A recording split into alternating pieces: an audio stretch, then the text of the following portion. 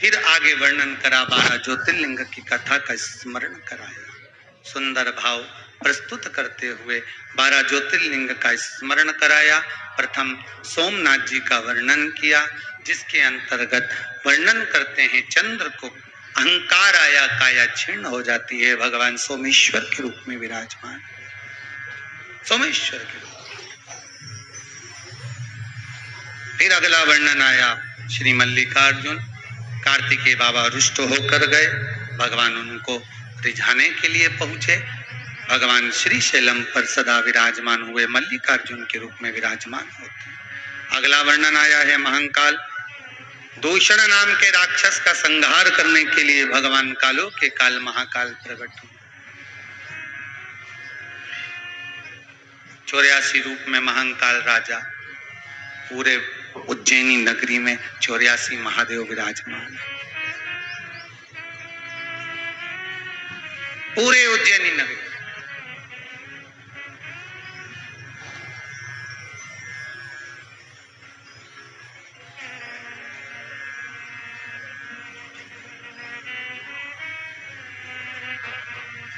बस बाबा महाकाल की कृपा हो और ये कोरोना महामारी समाप्त हो, तो एक बार प्रयास है कि 84 महादेव जब एक बार पहले करा, एक बार फिर पुनः 84 महादेव की यात्रा हो, यही बाबा से विनय है। पर ये कोरोना महामारी शीघ्र समाप्त हो, जैसे पहले करा 84 महादेव 5 दिन में पूरा करा और शिव महापुराण की कथा, ऐसा बाबा कृपा कर दे, जल्दी जल्दी कोरोना महामारी समाप्त करे। अब ये पहली लहर, दूसरी लहर और कई तीसरी लहर आ रही, दादा सारी लहरों को ले जा समुद्र में डुबा दे।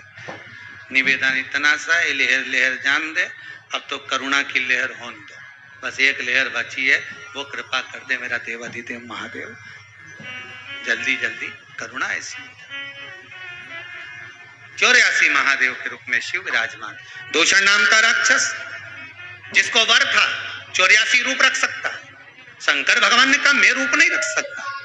अगर ब्राह्मणों के बच्चों को अगर दूषण नाम का राक्षस मार रहा है, उनका रक्त पी रहा है, इसको मारने के लिए एक ही उपाय हो सकता है, मेरी बहन छिप्रिया को बुलाओ, छिप्रिया आए और जब जिस समय पर दूषण नाम के राक्षस का रक्त गिरे, छिप्रिया पानी के रूप में आकर उस रक्त को धो दे, तो इसका रूप नहीं होगा, ये मर जाएगा। युद्ध प्रारंभ हुआ तो छिपरिया को आने में देरी हो गई, इतने में दूषण नाम के राक्षस ने 84 रूप ले लिए। शंकर भगवान 84 रूप नहीं लेना चाहते थे, छिपरिया ने जल के वेग में आकर अपने भाई के टुकड़े कर दिए, शंकर के महाकाल के टुकड़े करे तो 84 टुकड़े हो गए। वो 84 टुकड़े होकर उन्होंने दूषण नाम के राक्षस का संहार करा और उज्जैनी में 84 महादेव, पूरी दुनिया में एक ही जगह है जहां पर 84 महादेव विराजमान है। 84 महादेव विराजमान, एक कालों के काल महाकाल। अगला वर्णन आया है ओमकारेश्वर, विंध्य पर्वत ने तब साधना कर कर शिव को पाया। अगला वर्णन आया केदारनाथ जी, नर नारायण ने तब कर कर भगवान शिव को विराजमान करा। भीमाशंकर, कुंभकर्ण की पत्नी करकटी के गर्भ से एक बालक हुआ जिसका नाम था भीम, बड़ा उपद्रवी था, देवताओं के कार्य में विघ्न डालना। शंकर भगवान ने आकर भीम के प्राणों को हरा, शिव जी का नाम भीमा शंकर हुआ। अगला वर्णन काशी विश्वनाथ, मनु शत्रुपा ने तप कर कर भगवान शिव को काशी में गंगा के घाट पर विराजमान किया। त्र्यंबकेश्वर, गौतम बाबा पर गौ हत्या का दोष लगा, ब्रह्मा विष्णु महेश की आराधना करी, भगवान 3 शिवलिंग के रूप में, छोटे छोटे लिंग के रूप में विराजमान हुए, गौतम बाबा को गौ हत्या से मुक्त कर। वैद्यनाथ, रावण शिव जी को लेकर जा रहे थे, लघु शंका लगने पर शिव जी को भूमि पर रखा, उठा नहीं पाए, वैद्यनाथ जी के रूप में विराजमान हुए। अगला वर्णन आया है नागेश्वर, दारुक नाम के राक्षस का संहार करने के लिए भगवान नागेश्वर के रूप में विराजमान हुए। अगला वर्णन है रामेश्वर, भगवान राम लंका पर चढ़ाई करते समय शिव जी की स्थापना करते हैं, रामेश्वर के रूप में शिव विराजमान होते हैं। कृष्णेश्वर, सुधर्म नाम के ब्राह्मण की 2 धर्म पत्नियां थी, सुदेहा और घोषमा। घोषमा को संतान हुई, सुदेहा को संतान नहीं हुई, तब पति के कहने पर घोषमा ने सुदेहा को पुत्र दे दिया। बहू आ गई घर में, उसको मालूम पड़ा कि मेरी असली सास तो घोषमा, सुदेहा मेरी असली सास नहीं, तो सुदेहा को पूछती नहीं थी।